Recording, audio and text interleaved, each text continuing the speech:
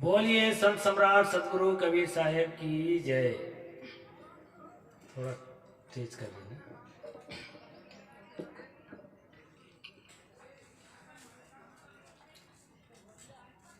मेरे हृदय मंदिर के परम आराध्य विश्ववंदिनी सतगुरु कबीर साहेब इस सभा के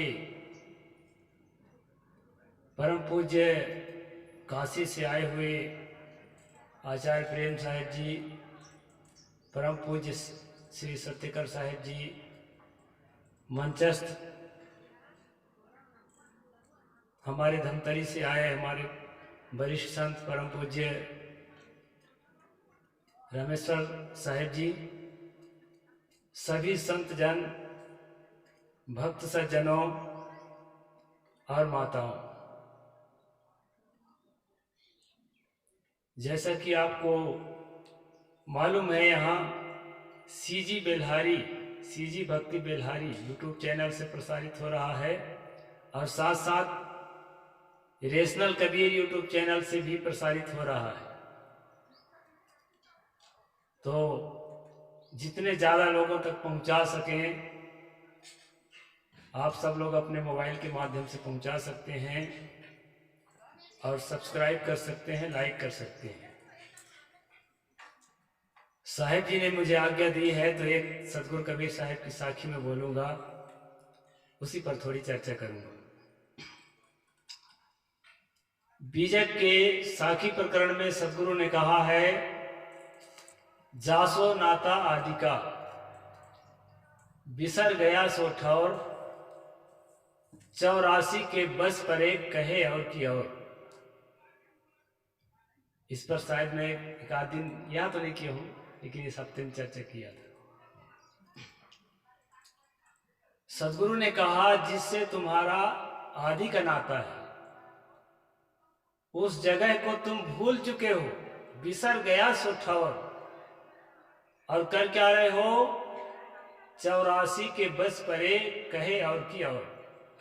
यहाँ 84 का मतलब है, ये जो प्रचलन में है कि 84 लाख योनियां होती हैं प्राणियों की, स्पीसीज, उनकी जातियां, प्रजातियां, कीड़ा मकोड़ा से लेकर के जो है हाथी, घोड़ा, मनुष्य, ये सब चीज़ों को गिना, मतलब अनुमान लगाया गया है, गिना नहीं गया है। उससे ज़्यादा भी हो सकता है, कम भी हो सकता है, लेकिन प्रचलन में है कि 84 लाख योनियों से गुजर करके तब मनुष्य का शरीर हमको मिलता है। ऐसा होता है कि नहीं होता है, इसको कैसे प्रमाणित किया जाए, यह बात नहीं है, ये प्रचलन में है। इतना तो तय है कि बहुत प्रकार के प्राणी होते हैं, अब वो उतने होते हैं 84 लाख, या कम या ज्यादा, ये नहीं कहा जा सकता। सदगुरु का कहने का मतलब है कि अन्य जो शरीर है ना, उन शरीरों के बस में आप पड़ गए, मतलब उसी तरह का अपना जीवन आपने बना लिया। तो उससे क्या है कि उससे उद्धार करने के लिए फिर क्या करें, जासो नाता आदि का, जिससे आपका शुरुआत का रिश्ता है, शुरुआत का नाता है, उसके शरण में आपको जाना पड़ेगा। यहाँ पर क्या होता है, ये बात आते ही आदमी के मन में एक तस्वीर खींचता है कि जरूर कोई तो है जिससे हमारा शुरू का नाता रहा होगा। यही से ईश्वर के लिए मनुष्य में एक, कहना चाहिए, एक जिज्ञासा पैदा होती है कि कोई तो है। अब इसी का फायदा कौन उठाता है, इसका फायदा वो आदमी उठाता है जो सदगुरु ने एक जगह और कहा है, शायर बुद्धि बनाए के बाएं विचक्षण चोर, सारी दुनिया जहरे गई कोई लागत हो। जो तेज बुद्धि वाला आदमी है, कविता रचने वाला आदमी है, शायरी लिखने वाला, श्लोक लिखने वाला, ऐसा जो आदमी होता है समाज में, जो हम लोगों से ज्यादा दिमागदार आदमी होता है, शायर बुद्धि बनाए के अपनी बुद्धि को विकसित करके, और क्या करता है, बाएं विचक्षण चोर, वो जो है ना चोरी करता है। कौन सी चोरी, बौद्धिक चोरी, और एक ईश्वर बना करके हमारे दिमाग में स्थापित कर देता है। वो चाहे किसी भी संप्रदाय का ईश्वर हो। ये मत सोचिए कि ये हमारे राम के लिए है कि विष्णु के लिए है कि शिव जी के लिए है, ऐसा कुछ नहीं। उसमें ईसा मसीह अल्लाह सब आते हैं। जहां जहां ईश्वर की मान्यता है, ईश्वर हमारे दिमाग में इसलिए थोपा जाता है क्योंकि हम उतना चिंतनशील नहीं है। हमें लगता है अच्छा, कुछ जैसे कहते हैं ना कि अहम ब्रह्मास्मि, कहते हैं तत्त्वमसि अयम आत्मा ब्रह्म प्रज्ञानम ब्रह्म, ऐसा जब बताते हैं तो हमें क्या लगता है, ये बात तो सच नहीं है। सच क्यों नहीं है? हम पहले से पढ़ रखे हैं, सुन रखे हैं कि ये सारा संसार को एक क्रिएटर ने क्रिएट किया है, एक निर्माता ने बनाया है और वही रेगुलेट कर रहा है, वही संसार को चला रहा है। मैं एक छोटा सा घर नहीं बना पा रहा हूं, मैं एक छोटा सा परिवार नहीं चला पा रहा हूं, तो मैं कैसे हो सकता हूं अहम ब्रह्मास्मि तत्त्वमसि, वह तुम ही हो, मैं ही वह ब्रह्म हूं। यह भला कैसे हो सकता है? मैं एक छोटा सा परिवार, महात्मा एक छोटा सा मठ नहीं चला पा रहा है, उसको भीतर से महसूस होता है नहीं, ये सिद्धांत ठीक नहीं है कोई तो है संसार को बनाने वाला। और हमारे भारत में तो आप लोग पढ़ते वढ़ते नहीं, इसलिए नहीं समझ पाते होंगे, जो पढ़ता है आप में से वो समझेगा। मैं एक पौराणिक परिवार में पैदा हुआ था। मेरे बाबूजी राम कथा सुनाया करते थे, तो ज्यादातर रामचरितमानस की सुनाते थे, लेकिन जो है अन्य पुराणों की भी कई चीज उसमें से शामिल कर दिया करते थे, इसलिए बहुत सारे पुराण रखे थे। अब मैं जब उनको पढ़ता था छोटेपन में, तो मैंने देखा कि अगर विष्णु पुराण उठाएंगे ना तो भगवान बनने के लिए कंपटीशन चलता है उसमें। ब्रह्मा को, शिव को तो छोटा दिखा दिया है कलम के द्वारा, लेकिन जो है उसके सामने में प्रतिद्वंदी हिरणाक्ष है, हिरण्यकश्यप है, वो अपने आप को भगवान घोषित कर रहे थे। विष्णु अपने आप को भगवान घोषित कर रहा है, और भगवान घोषित अपने आप को करने के बाद लड़ाइयां चलती है, और लड़ाई में जो जीत जाए सोई भगवान, लड़ाई में जो जीत जाए सोई। शिव पुराण पढ़ ले, कोनो पुराण पढ़ ले, यही चक्कर है। लड़ाइयां हैं, लड़ाई में जो जीत जाए, जो मार डाले, वही भगवान, वही ईश्वर, संसार को बनाने वाला अपने आप को घोषित कर दे। मानना पड़ेगा, क्योंकि नहीं मानोगे तो फिर कंपटीशन में खड़े हो, तुम भी मारे जाओगे। कंपटीशन में अगर हिरण्यकश्यप की तरह, हिरणाक्ष की तरह खड़े होते हो ना कि नहीं मानेंगे तुमको, तो तुम भी मारे जाओगे। जो मार दिया सो भगवान, ईश्वर, संसार का कर्ता, संसार का धर्ता, संसार के चलाने वाला। इन सब चीजों को जब पढ़ेंगे आप लोग ना, तब लगेगा इससे हटकर भी कुछ तो होता है, जिसके तरफ सदगुरु कबीर साहब का संकेत है, जासो नाता आदि का। और अगर इसमें आप गोता नहीं लगाना चाहते, नहीं पढ़ना चाहते, नहीं समझना, हम लोगों से सुन के समझना चाहते हैं ना, तो मैं अपनी पसंद की बात बताऊंगा, एक दूसरा वक्त आएगा अपनी पसंद की बात बताएगा, तीसरा वक्त आएगा अपनी पसंद की बात बताएगा। यस्य नास्ति स्वम प्रज्ञा शास्त्रम तस्य करोति किम, कहा है, लोचना विहीन नरस दर्पण किम करिष्यति। जिस आदमी की आंख नहीं है ना, दर्पण उसकी कोई मदद नहीं कर सकता। इसी प्रकार से स्वयं अपने विवेक को अगर आप जागृत नहीं करते हैं, अपने आप को नहीं जगाते हैं, हम लोग आपको कुछ नहीं दे सकते। जो भी देंगे हम अपनी चीज देंगे। पहले से अगर आग्रह है कि साहेब जी ठीक बताते हैं, ऐसा पहले से आपके अंदर आग्रह है, तो आप खुश हो जाएंगे। और पहले से आग्रह उसके ठीक विपरीत है तो आप नाराज हो जाएंगे। बस ये खुशी और नाराजगी के बीच में ना यही बंधन है। जहां हमें खुशी उत्पन्न होती है किसी को, किसी माहौल में जाकर के, या जहां हमारा सैडनेस आता है, सैडनेस फील होता है, मतलब उदासी आती है, तकलीफ होता है किसी माहौल में जाकर के, यही तो बंधन है, आवा और गमन। निर्द्वंदो नित्य सत्यस्थो निर्योग क्षेम आत्मान, जहां गीता में कहा है ना, वहां निर्द्वंद कहाँ है आप? आप निर्द्वंद नहीं हैं, इसलिए उसको नहीं समझ पा रहे हैं कि कबीर साहब किस चीज को कह रहे हैं जासो नाता आदि का। ये जो है ना सारे भगवानों के कंपटीशन है। कुरान को हदीस को पढ़ेंगे, हिंदी में भी आता है आजकल, तो उसमें जो है एक अल्लाह के अलावा कुछ भी नहीं, सारे झूठे हैं। राम कृष्ण ईसा मसीह सबके सब झूठे हैं, एक फर्जी। ईसा मसीह को पढ़ेंगे तो ईसा मसीह परमात्मा का ईश्वर है, पुत्र है, उस वही जो संदेश दिया है वही एक सच है। उसके पहले उसी किताब में ओल्ड टेस्टामेंट में मूसा हजरत की बात भी सच नहीं है, वही एक सच बोल रहा है। कैसे आप तय करेंगे कि वो कौन है?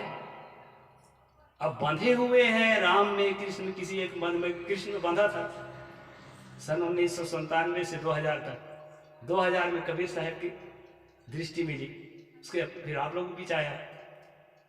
तो बंधे रहेंगे तो कभी भी आप ये तय नहीं कर सकते कि सच क्या है, और झूठे में बंधे रहेंगे। क्योंकि ये जितने प्रचार है ना सबके सब फेक और फर्जी है, सबके अपने अपने बाजार है, अपनी अपनी दुकान है। सच की खोज आपको ही करना होगा, और आप पाएंगे खोजते खोजते। सतगुरु कबीर साहब ने कहा जासो नाता आदि का। ये सब चीज के आदि में कौन है? सबसे पहले आपके अंदर एक स्फुरना जागती है, एक जिज्ञासा जागती है। कहां से जागती है?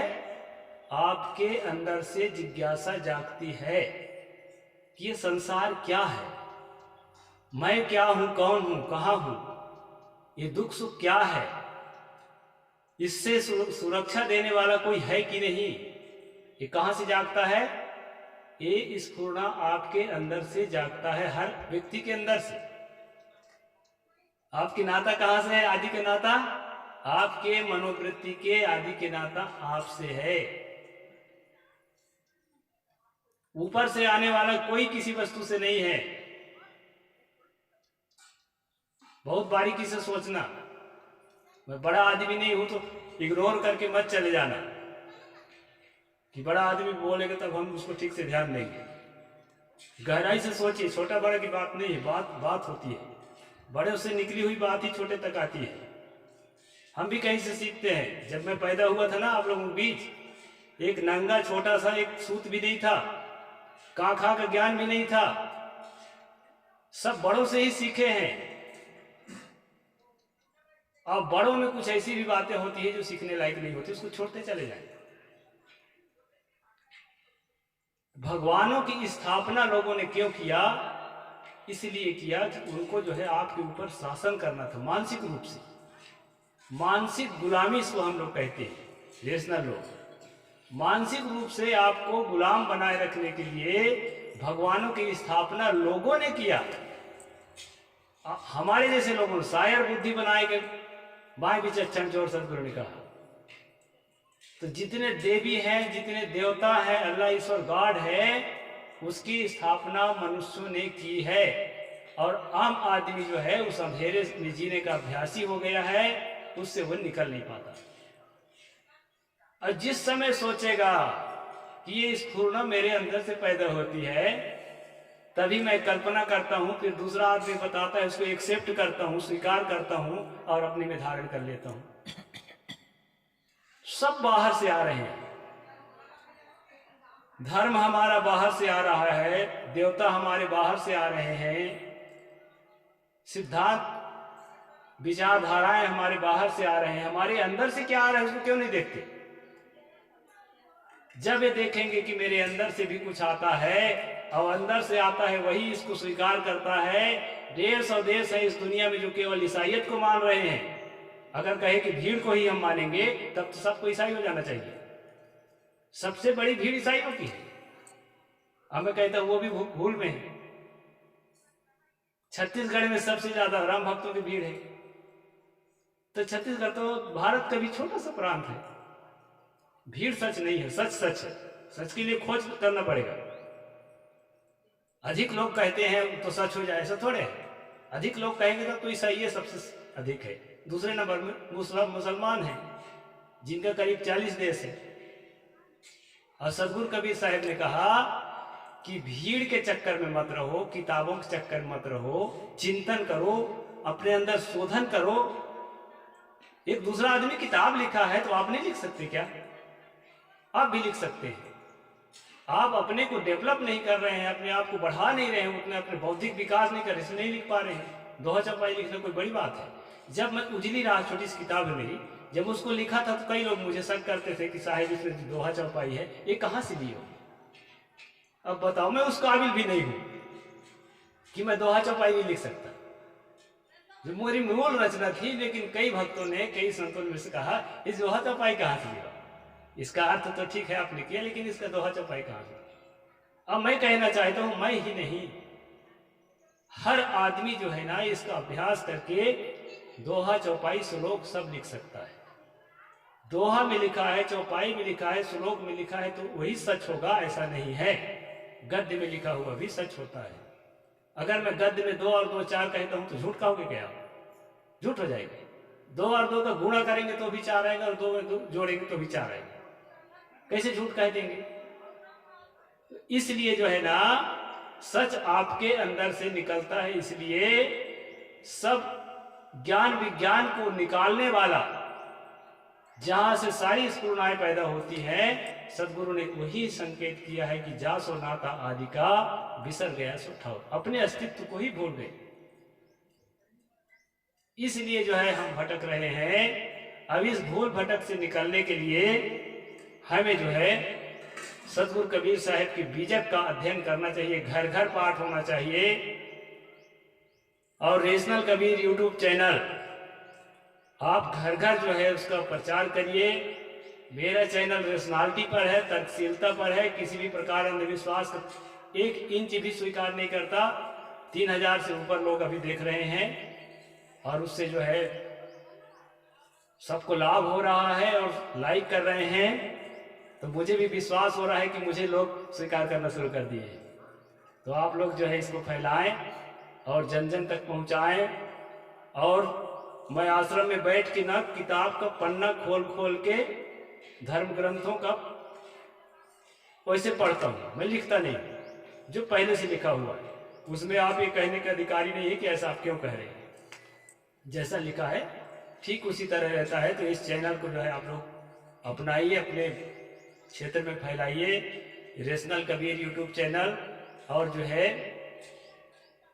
मेरे विचारों को, और साथ साथ और अभी साहिब जी का मैं वीडियो कल बनाया था, और भी संतों को विचार जो उसमें लेता हूँ, उसको भी आप लोग स्वीकार करके और जन जन तक पहुँचाइए। और कबीर साहब के निर्णय विचार को, तर्कशीलता को पूरे देश में फैलाने में चैनल का मदद करिए। साहिब बंदगी साहिब।